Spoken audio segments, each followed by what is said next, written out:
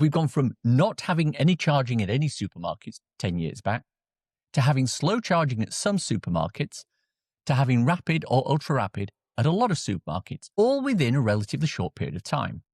I mentioned that Genie Point worked with Morrisons and installed a single 50 kilowatt unit at almost every suitable store.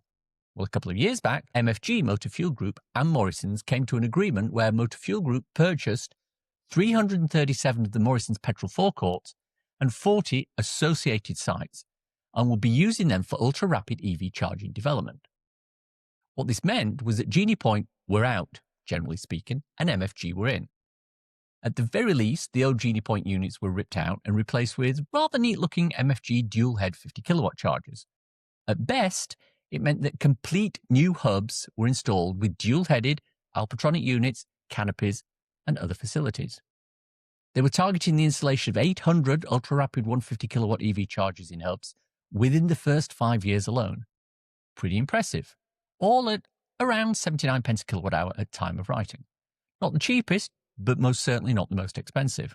So summarising the move, we've gone from not having any charging at any supermarkets 10 years back, to having slow charging at some supermarkets, to having rapid or ultra-rapid at a lot of supermarkets, all within a relatively short period of time.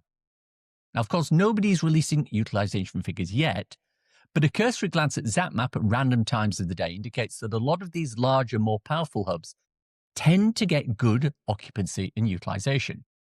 For example, I checked a random sample of smart charge sites in London, and it wasn't unusual to find over half the units in use, and in some cases, only 2 out of 7 units available for use, with the rest being occupied.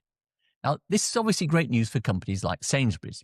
And if you want to hear more about the Sainsbury's story, I did a complete episode with Patrick Dunn from Smart Charge, episode 227, link in the show notes.